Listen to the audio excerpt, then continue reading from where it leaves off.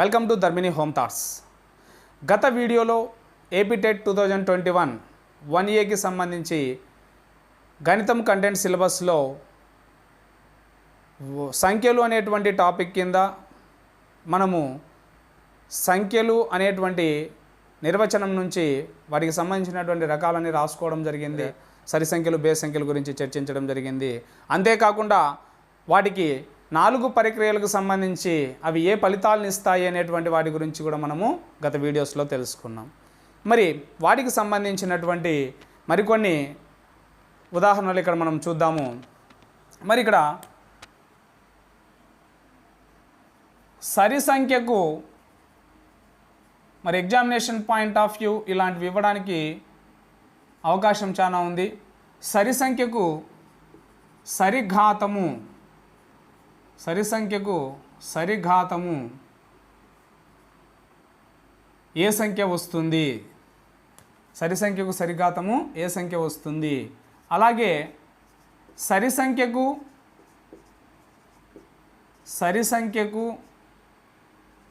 బేసి ఘాతము ఏ సంఖ్యనిస్తుంది అనేటువంటిది మనము ఇక్కడ పరిశీలిద్దాం. సరి సంఖ్యకు సరిఘాతము అని అన్నప్పుడు ఉదాహరణకు 4 తీసుకున్నామనుకోండి. ఈ 4 అనేటువంటి సంఖ్యకు సరిఘాతము, సరి సంఖ్యకు సరిఘాతము, సరి సంఖ్యకు సరిఘాతం ఇచ్చినప్పుడు 4 స్క్వేర్ అంటే మీ 4ను 2 టైమ్స్ హెచ్చించడము. 4 4ల 16, 4 × 4 16, 4 × 4 16. మరొక ఉదాహరణ తీసుకుందాం. 2 to the power of 6, 2 to the power of 6 అంటే 2ను 6 సార్లు హెచ్చించడం. 2ను 6 సార్లు 2 × 2 × 2 × 2 × 2 1 2 3 4 5 × 2 6. 2 2 4, 4 2 8, 8 2 16, 16 2 32, 32 2 64. ఇక్కడ 2 అనేది సరి సంఖ్య, 2 అనేది సరి సంఖ్య, 6 అనేటువంటిది కూడా సరి సంఖ్య. మరి సరి సంఖ్యకు సరిఘాతము ఎంత వస్తుంది మనకు? 2 2 4, 4 2 8, 8 2 16, 16 2 32, 32 2 64, 32 2 64. అంటే సరి సంఖ్యకు సరిఘాతము తీసుకున్నప్పుడు మనకు ఫలితాలు ఏమొస్తున్నాయి? సరి సంఖ్యలు వస్తున్నాయి. ఫలితాలు ఏమొస్తున్నాయి? సరి సంఖ్యలు. మరి ఇక్కడ సరి సంఖ్యకు సరిఘాతం ఎల్లప్పుడు మనం ఏమవుతుంది? ఎల్లప్పుడూ ఏమని చెప్పచ్చు మనము? సరి సంఖ్యయే. ఎల్లప్పుడూ సరి సంఖ్యయే. మరి examination point of view, for example 4 to the power of 5000 అని ఇచ్చాడు అనుకోండి. ఏం సంఖ్య? సరి సంఖ్యనా, బేసి సంఖ్యనా? ఏమొస్తుంది అనేటువంటిది మనం ఇక్కడ గమనించినట్లయితే 4 to the power of 5000 అన్నప్పుడు కింద ఆధారము అంటాం దీన్ని. ఆధారం ఏముంది? సరి సంఖ్య. సరి సంఖ్యకు 5000 ఏమనేది? 5000 ఏమవుతుంది? సరిఘాతం అవుతుంది. సో సరి సంఖ్యకు సరిఘాతం అన్నప్పుడు ఏమొస్తుంది మనకు? సరి సంఖ్యనే వస్తుంది. సరి సంఖ్యనే వస్తుంది. To the power of 10,000 or lakh ఏదన్నా ఇవ్వని. మరి ఇదేమవుతుంది? 2 to the power of 10,000 అన్నప్పుడు ఇది కూడా సరి సంఖ్యయే. మరి సరి సంఖ్యకు బేసి ఘాతం వచ్చినప్పుడు, సరి సంఖ్యకు బేసి ఘాతం, 2 సరి సంఖ్యలు. సరి సంఖ్య అన్నప్పుడు 2 తీసుకుందాం, బేసి ఘాతము 3 తీసుకుందాం. ఎందుకంటే 2 అనేది సరి సంఖ్య, 3 అనేది బేసి సంఖ్య. మరి సరి సంఖ్యకు బేసి ఘాతం తీసుకున్నప్పుడు, సరి సంఖ్యకు బేసి ఘాతం తీసుకున్నప్పుడు 2ను 3 టైమ్స్ హెచ్చిస్తే ఏమొస్తుంది మనకు? 3 టైమ్స్ అన్నప్పుడు 2 2 4, 4 2 8, 3 టైమ్స్ 1 2 3, 2 2 4, 4 2 8. ఓకేనా? మరి ఇంకో ఉదాహరణ తీసుకుందాం. సరి సంఖ్య 4, బేసి ఘాతం 5 = సో ఏమవుతుంది ఇక్కడ? సరి సంఖ్య ఆధారము, సరి సంఖ్యకు బేసి ఘాతము, సరి సంఖ్యకు బేసి ఘాతము. 4ను 5 టైమ్స్ మనం మల్టిప్లై చేయాలి. 4 × 4 × 4 × 4 × 4, 4 4 16, 16 64, 64 4 256, 256 4 1024, 1024. మరి 1024 ఏం సంఖ్య? సరి సంఖ్య. 8 ఏం సంఖ్య? సరి సంఖ్య. అంటే సరి సంఖ్యకు బేసి ఘాతం వచ్చినప్పుడు ఇక్కడ మనం తీసుకున్నటువంటి సరి సంఖ్యకు సరిఘాతం తీసుకున్నామా? లేదు కదా. సరి సంఖ్యకు బేసి ఘాతం తీసుకున్నాం. సరి సంఖ్యకు బేసి ఘాతం తీసుకున్నప్పుడు వచ్చిన ఫలితం ఏంటి మనకి ఇక్కడ? సరి సంఖ్య. కాబట్టి సరి సంఖ్యకు బేసి ఘాతము ఎల్లప్పుడూ సరి సంఖ్యకు బేసి ఘాతము ఎల్లప్పుడూ సరి సంఖ్యయే. ఎల్లప్పుడూ సరి సంఖ్యయే. ఓకే, సరి సంఖ్యకు బేసి ఘాతం కూడా ఎల్లప్పుడూ సరి సంఖ్య. ఇప్పుడు ఈ రెండింటిని మీరు గమనించవచ్చు. సరి సంఖ్యకు ఒక కంక్లూజన్లోకి రావచ్చు మీరు మైండ్లో ఈజీగా గుర్తుపెట్టుకోవడానికి. సరి సంఖ్యకు సరిఘాతం ఉన్న ఫలితం సరి సంఖ్యయే, సరి సంఖ్యకు బేసి ఘాతం ఉన్న ఫలితము సరి సంఖ్యయే. ఈ అంశాన్ని మీరు దృష్టిలో పెట్టుకోవాలి. For example 2 to the power of 101 ఇచ్చాడు ఏం సంఖ్య అని అన్నప్పుడు 2 సరి సంఖ్య. సరి సంఖ్యకు 101 ఏమవుతుంది? బేసి ఘాతం. సరి సంఖ్యకు బేసి ఘాతము. సరి సంఖ్యకు బేసి ఘాతం అన్నప్పుడు మనకి ఏమొచ్చింది? ఇక్కడ సరి సంఖ్య వచ్చింది. సో సరి సంఖ్యకు సరిఘాతం ఉన్నా సరి సంఖ్యయే, సరి సంఖ్యకు బేసి ఘాతం ఉన్నా కూడా మనకి ఇక్కడ ఏమొస్తుంది? సరి సంఖ్యయే అనేటువంటి దాన్ని మనము గమనించాలి. సరి సంఖ్యయే.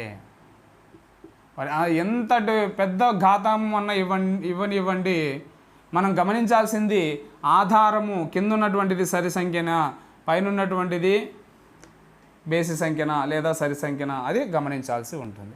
సో ఇప్పుడు ఒక క్లారిటీ వచ్చింది అనుకుంటా. సరి సంఖ్యకు సరిఘాతం ఎల్లప్పుడూ సరి సంఖ్యయే, సరి సంఖ్యకు బేసి ఘాతం కూడా ఎల్లప్పుడూ సరి సంఖ్యయే. మీకు ఇక్కడ ఉదాహరణలతో క్లియర్గా అర్థమవుతూ ఉంటుంది. తర్వాత బేసి సంఖ్యకు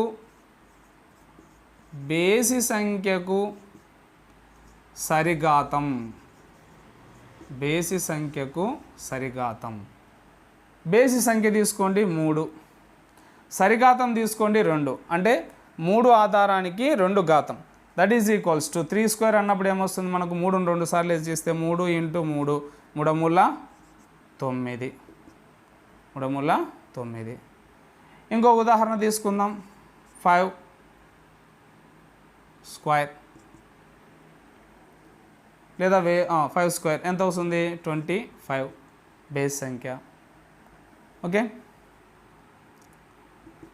ఇంకో బేస్ సంఖ్య తీసుకుందాం. 7 to the power of 4.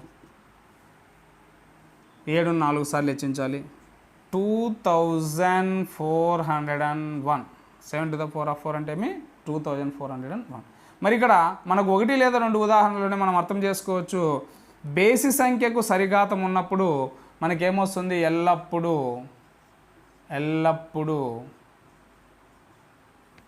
ఏమొస్తుంది? బేసి సంఖ్యయే. ఎల్లప్పుడూ ఏమొస్తుంది? బేసి సంఖ్యయే. తర్వాత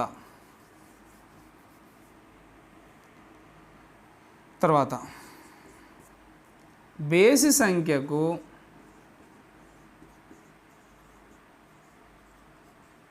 బేసి ఘాతం. బేసి సంఖ్యకు బేసి ఘాతం. పైన సరిఘాతం అయిపోయింది కదా, కింద బేసి ఘాతం. బేసి సంఖ్యకు బేసి ఘాతం ఏమొస్తుందో చూద్దాం. ఉదాహరణకు బేసి ఆధారం తీసుకుందాం, బేసి ఘాతం తీసుకుందాం. 3 క్యూబ్డ్ ఎంత వస్తుంది? 3 మూల 9, 9 మూల 27. 3 సార్లు గుణించాలి మనం. 3 × 3 × 3 3 మూల 9, 9 మూల 27. 5 క్యూబ్డ్.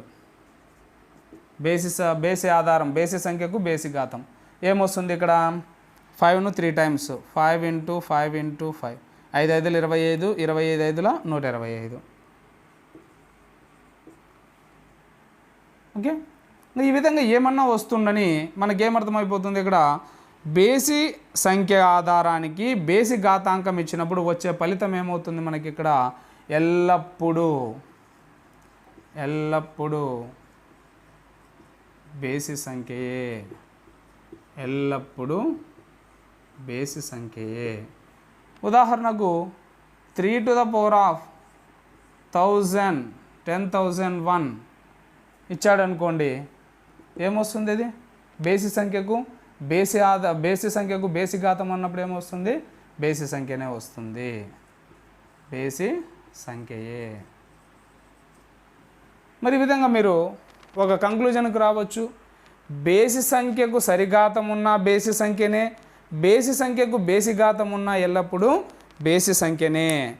మరి ఇక్కడ ఈజీగా గుర్తుపెట్టుకోవడానికి సరి సంఖ్యకు సరిఘాతం ఉన్నా సరి సంఖ్యకు బేసి ఘాతం ఉన్నా సరి సంఖ్యనే, అంటే ఆధారం ఏదైతే ఉందో అదే వచ్చేస్తుంది. బేసి సంఖ్యకు సరిఘాతం ఉన్నా బేసి సంఖ్యకు బేసి ఘాతం ఉన్న ఫలితం మాత్రం ఎల్లప్పుడూ బేసి సంఖ్యనే, వేటికి అది వస్తుంది. అయితే ఇక్కడ ఒక లాజిక్ గమనించాలి. దీన్ని ఎలా గుర్తుపెట్టుకోవాలి అనేటువంటిది మనం కొంచెం కన్ఫ్యూజన్గా ఉంటుంది. ఏమీ లేదు, ఇప్పుడు మనం ఇక్కడ ఆధారం ఏం తీసుకుంటున్నాము, సరి సంఖ్యకు సరిఘాతము అని అన్నప్పుడు ఆధారం సరి సంఖ్య తీసుకుంటున్నాం. ఘాతాంకం ఎంత ఉంటే అంటే ఘాతం ఎంత ఉంటే అన్నిసార్లు ఆధారాన్ని మనము గుణించాలి, అవునా? మరి సరి సంఖ్యల గుణకారం ఏమిస్తుందని చెప్పుకున్నాం గతంలో. 2 సరి సంఖ్యలను గుణిస్తే సరి సంఖ్యనే వస్తుంది. 2 సరి సంఖ్యలను గుణిస్తే సరి సంఖ్యనే వస్తుంది. అది ఎన్నిసార్లన్నా గుణించనివ్వండి, అర్థమవుతుందా? సరి సంఖ్యను సరి సంఖ్య మార్లు గుణించిన సరి సంఖ్యను బేసి సంఖ్య మార్లు గుణించేది మాత్రం సరి సంఖ్యనే కదా, అవునా? మరి అప్పుడు ఏమొస్తుంది, మనకి వచ్చేటువంటి ఫలితము సరి సంఖ్యనే వస్తుంది. ఈ రెండు ఏం చెప్తాయి అని అంటే బేసి సంఖ్యల యొక్క లబ్ధము ఏమిస్తుంది, ఎల్లప్పుడు బేసి సంఖ్యనే వస్తుంది. ఉదాహరణకు 3 ఏళ్ళ 21, 5 మూల 15. బేసి సంఖ్యల గుణకారం బేసి సంఖ్యల లబ్ధం బేసి సంఖ్యనే ఇస్తుంది. మరి ఇక్కడ నువ్వు గుణిస్తున్నటువంటిది ఘాతం ఎంతైతే ఉందో కింద బేసి సంఖ్యను అన్నిసార్లు గుణిస్తున్నావు. ఒకే బేసి సంఖ్యని ఎన్నిసార్లు గుణించినా వచ్చేది బేసి సంఖ్యనే. నువ్వు 2 వేరు బేసి సంఖ్యలు గుణించినా కూడా వచ్చేటువంటి లబ్ధం బేసి సంఖ్యనే. ఓకే, కాబట్టి ఇక్కడ మీరు సింపుల్గా గుర్తుపెట్టుకోవచ్చు, సరి సంఖ్యల లబ్ధము సరి సంఖ్య వస్తుంది, బేసి సంఖ్యల లబ్ధము బేసి సంఖ్య వస్తుంది. ఘాతము అంటే ఏమి, ఆ ఘాతం ఎన్నిసార్లు అయితే ఉందో అన్నిసార్లు మనం ఏం చేస్తాము, అక్కడ కింద ఆధారంలో ఇచ్చినటువంటి వాటిని మనం గుణించుకుంటూ వెళ్తాము. కాబట్టి సరి సంఖ్యకు సరిఘాతమైన సరి సంఖ్యకు బేసి ఘాతమైన గుణిస్తున్నటువంటిది మాత్రం సరి సంఖ్యయే, కాబట్టి వచ్చే ఫలితము సరి సంఖ్యయే. అలాగే బేసి సంఖ్యకు సరిఘాతమైన బేసి సంఖ్యకు బేసి ఘాతమైన గుణిస్తున్నటువంటిది అనేక మార్లు బేసి సంఖ్యనే, కాబట్టి వాటి యొక్క ఫలితం కూడా ఏమొస్తుంది, బేసి సంఖ్యనే. మరి వీటితో మనకు ఈ సరి సంఖ్య బేసి సంఖ్యలకు సంబంధించినటువంటి భావన పూర్తిగా అయిపోయినట్లు. సో ఇక్కడ నేను మీకు బేసిక్ సంబంధించినటువంటివి ప్లస్ వాటికి అప్లికబుల్ అయ్యేటువంటి వాటిన్నింటి గురించి ఇక్కడ చర్చించుకున్నాము. సమస్యలను మరి వేరు వీడియోస్లలో మీకు వీటిని గుర్తు చేస్తూ అక్కడ సమస్యలను సాధించడం జరుగుతుంది. నేను మొట్టమొదటిగా ప్రతి అంశానికి సంబంధించిన బేసిక్ నాలెడ్జ్ను మొట్టమొదటిగా ఇవ్వడం జరుగుతుంది. మరి డైరెక్ట్ ప్రాబ్లమ్స్లోకి నేను వెళ్ళను, ఎందుకంటే ఒక ప్రాబ్లంలోకి వెళ్ళినప్పుడు ఆ ప్రాబ్లాన్ని ఎక్స్ప్లెయిన్ చేయాలి అని అంటే బేసిక్ నాలెడ్జ్ ఉంటే ఎక్స్ప్లెయిన్ చేసేటప్పుడు మీరు దాన్ని అర్థం చేసుకోవడం చాలా సులువవుతుంది. మరి వీడియోస్లలో నేను ఎక్కడ సమస్యలు చేయనే ఊరికేదో అని చెప్పేసుకుంటూ వెళ్ళిపోతున్నానని మాత్రం దయచేసి అనుకోవాల్సిన అవసరం లేదు. ఇక్కడ ఎందుకు అని అంటే మొదట బేసిక్ నేర్చుకున్నామంటే దానికి రిలేటెడ్గా వచ్చేటువంటి సమస్యలు ఏవైనా కానీ మనము చేసుకుంటూ వాటిని ఒకసారి రీకాల్ చేసుకుంటూ సాధించుకుంటూ వెళ్ళిపోతూ ఉంటే మనకు సులువుగా ఉంటాయి. అంతేకాని ఒక సమస్యను డైరెక్ట్గా దాంట్లో సమస్యలోకి వెళ్ళిపోయి మరి అక్కడ ఏమేమి మనకు బేసిక్ కావాలో బేసిక్ నాలెడ్జ్ లేక మరీ వెనక్కి వెళ్ళిపోయి వాటిని చర్చించుకొని అక్కడ సమయాన్ని వృధా చేసుకోవడం కంటే మొదట నేను బేసిక్కి సంబంధించినటువంటి వీడియోస్ చేయడం జరుగుతుంది. ఆ బేసిక్కి సంబంధించిన రిలేటెడ్ ఏవైతే ఉన్నాయో వాటికి సంబంధించిన సమస్యలన్నింటినీ మీతో చర్చించడం జరుగుతుంది. మరి తదుపరి వచ్చేటువంటి వీడియోస్లలో మిగతా అనేకమైనటువంటి అంశాల గురించి మనం చర్చించుకుందాం. మరి ఇక్కడ కేవలం సరి సంఖ్య బేస్ సంఖ్యకు సంబంధించి మనము దాదాపు 2-3 వీడియోలలో మనం చెప్పుకోవడం జరిగింది. అంతేకాకుండా తర్వాత మనకు ఇంకా చాలా ఉన్నాయి. ప్రధాన సంఖ్యలు, సంయుక్త సంఖ్యలు, కవల ప్రధాన సంఖ్యలు, పరస్పర ప్రధాన సంఖ్యలు, వీటన్నింటిని మనం చర్చించుకోవాల్సినటువంటిది చాలా ఉంది. ఓకే, కాబట్టి దయచేసి మీరు నేను బేసిక్ చేసేటువంటి వీడియోస్ను చక్కగా నోట్ రాసుకునేడానికి అనుకూలంగా మీకు ఇక్కడ ఇవ్వడం జరిగింది. మరి చక్కగా వీటిని నోట్ చేసుకొని బేసిక్ నాలెడ్జ్ను ఉంచుకొని తదుపరి సమస్యల్లోకి మనము వెళ్ళిపోతే మీకు సులువుగా అర్థమవుతుంది. మీరు కూడా సొంతంగా సమస్యలను సాధించడానికి వీలవుతుంది. కాబట్టి మొదట బేసిక్స్ సంబంధించినటువంటి వీడియోస్ను చక్కగా నోట్ చేసుకోండి. Okay, thank you.